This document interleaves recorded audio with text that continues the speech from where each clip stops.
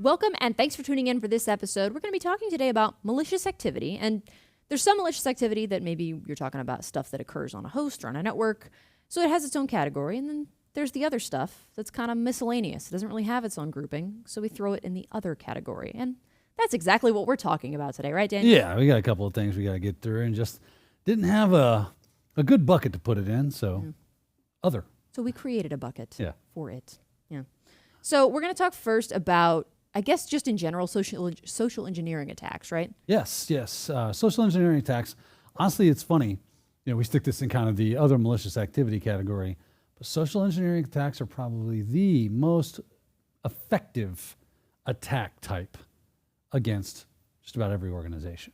We tend to think of it in terms of some cool tech, attack against buffer overflows and stack and heaps and this and that and all sorts of cool ROP chain, this, that, and the other. And that stuff is cool.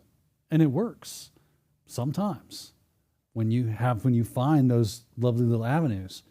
But most people don't want to work that hard. They just want to make that money by stealing it from you or me, right? So what do? Well, they go after the weak link. What's the weak link? You or me, right?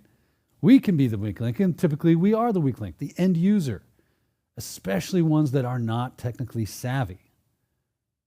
They prey. What do? They prey upon our willingness to be helpful and kind and, just want to do for our fellow humans out there and give them what they're looking for. Because typically that's not a malicious thing to do.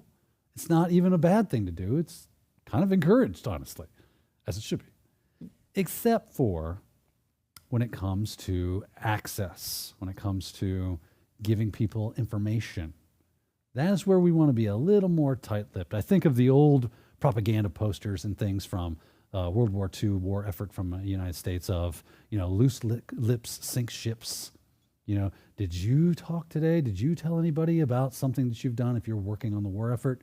This can cause a soldier, so on and so forth, right? Really trying to scare them out of talking with their friends and their coworkers about things that they might be working on because it's sensitive, and troop movements and things of that nature were very important back then.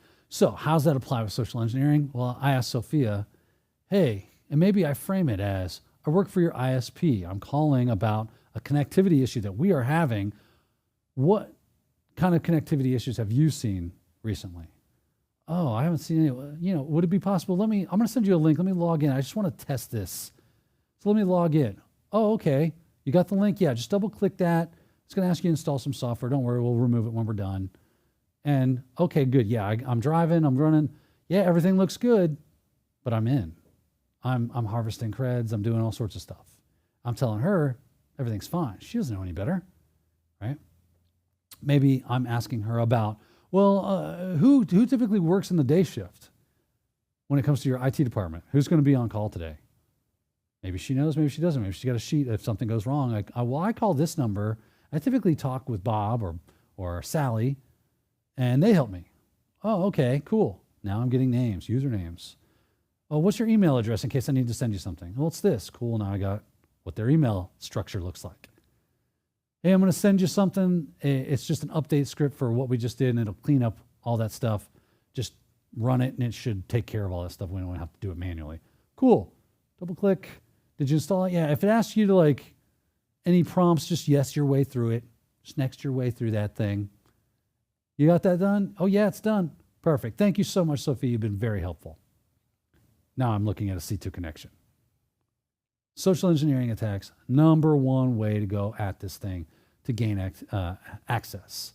But it's also a very big indicator of malicious activity is that you are seeing emails, you're seeing text messages, you're seeing even phone call conversations between people. Maybe even people come into the building and start talking like we're doing right now. You show up in a hat that has the ISP logo on it or whatever, and you're like, hey, I'm from your ISP, and I'm here to talk to you about blah, blah, blah. And I don't know any better. Yeah. I'm just trying to be nice. HDS, got a package, people. Yeah, I'm just trying to help you out. Ace Ventura. Can you get that door for me? But this is what happened to Ace Ventura when he took the dog at the beginning of the movie. Oh. He dressed up like a delivery man. Look at that. All right? And knock on the door. Hey, get access to the dog now. This is real life Hey, stuff, people. fill out this form while you're doing that. May I pet your dog? Sure can. Swaps the dogs out. Pretend the dog is Data. That might have been a plot point in the Cat in the Hat movie too, There you go. actually. Now that I'm thinking Yeah, about it. You're right. Yeah. Interesting. Right? Weird that that's a recurring theme, but But good real world you know example. why? Because it works. And it continues to work and will continue to work Yeah. until we become more of a cynical by nature. I know that seems like a bad thing, but in this context, it's not. Anybody calls my phone, sends me an email, sends me a text message or whatever, asking for me to click a link or do something, download something, it's a big fat no for this guy. I don't care if it comes from my mom. I call her up. Hey, did you send me a link? Yeah. Don't do that. You can print out that Just webpage. tell and me you this can is the mail it to webpage me. I want you to go to. Google it. And I'll take the Google link. Highly unlikely that that is nefarious. Yeah, that's just the image of you just being like, Mom, quit sending me links. Yeah. You're irritating No, me. you got to see. I saw it on the news. Sure you did. Was it attached with the words data breach? 'Cause no. It's good that you look out for your mom. Yeah, Because how would she know? I try, you know. So one of the things that I guess a word I hear come up a lot with social engineering is the concept of phishing. And you kind of mentioned that, getting emails and things that are unfamiliar, that look a little weird. And one of the things that I look for if I get like a weird email, if I don't just immediately delete it, is like you look at, like, there's links there. Generally you don't click on links. But a lot of times if you look at the link, there's stuff in it that will indicate that's not the way that a link should look. It indicates what it's going to lead to. But that's not always the case, That's right? not always the case. That's right. We have to be very much on guard when it comes to links, and so on guard that I tell my mom when she sends me links, I'm not clicking that. Right? That's just my modus operandi at this point. Links are bad. Get in your head. Link equal bad. Link bad. No link. Go away link. Like this isn't the Legend of Zelda, where we like Link, right? We don't like Link. Link bad, right? So what they do, what Sophia is referring to, is obfuscations, things that they do to try to make it look legit so that if you're inspecting it, trying to be good at security and having good operational security and going, oh, well, this link doesn't look bad. I see where it's going. I'll click it, right? Unfortunately, they've got tricks out there. One is to just kind of like, it's the lowest hanging fruit, which is to make link text. Click here, and those words, click here, are clickable. And they take you to a link that you don't see unless you hover to discover. There's step one. That's an easy one because you just hover over it. You look at what's popping up. But sometimes they get real crafty. This is where the idea of things like typo squatting comes in. Let's jump in. Let's see what I'm talking about. Let's say I see the link, and the link says HTTPS. I like HTTPS // right? And then it goes on with, maybe a www. I like www. So far, so good. And then it says outlook.com, like so. We like Outlook. You're a fan of Outlook, right? Outlook's fine. Outlook.com is excellent. Do we see any problems? Like with the link specifically? What I've typed in so far. Oh. Oh. You have an extra O. And you just made my point for me. Yeah. There was an extra O in there. Took me a second. And it took her a second, and she was looking for it. Mm-hmm. And your eyes just say Outlook. That's called typo squatting. That's where I get a domain that looks visually a lot like the domain I want to impersonate. Or is this might be an obvious question. As far as case sensitivity goes, could you do like a capital I in place of a lowercase l? Sure. Especially when it comes to like weird fonts, depending on what font you are using. That font, the L and the I may look almost identical, and that's great for me. So I'm going to make some of these links. And you look at these obfuscated links or these typo squatted links, and a lot of times when you got a list and it says typo squatting links don't go to malicious domain, and there's a whole list of these things, you're going, that's ridiculous. Who would fall for that? But you just saw. Mm-hmm. We're doing an episode about obfuscated links and typo squatting right now that she's a part of. And because I didn't tell her I was going to do this beforehand, because she wasn't expecting it, her eyes just glazed right over it. Yours might have done it as well. Who knows?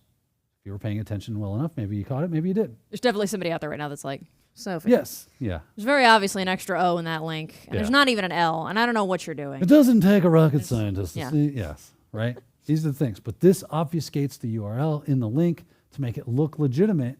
Typo squatting is good. Now, other things they might do is they might encode the rest of some of the link, right? So maybe you start seeing stuff like, /admin/ let's see here, login equals, maybe it's a query. I guess it would probably have a bit of this action going on here. Login equals % 25, 27, so on and so forth. You're like, okay, we see weird stuff like that all the time, and that's not uncommon. But what does that do? Well, that's double URL encoded text. If I'm not mistaken, a single quote, right? Now, I would have that say things like, download this, do this, blah, blah, blah, blah, blah, and it would all be just encoded. And for you would just be like, okay, bunch of weird text. It's obfuscated. You don't see it because there's been a layer of abstraction put between you and what actually is going on. So you got to be on the lookout for these things. If you see that kind of stuff, especially if someone is telling you, click on this. Again, I don't hear the music to Zelda. Therefore, this is probably not what I'm going to do. It can be tough for some people. You think of HR, they receive like resumes and stuff all day long. They have to deal with, go to my social sites because that's a part of who I am as an employee, possibly. And you need to see it. It's like, here are the links to those things. Maybe those links are in their resume.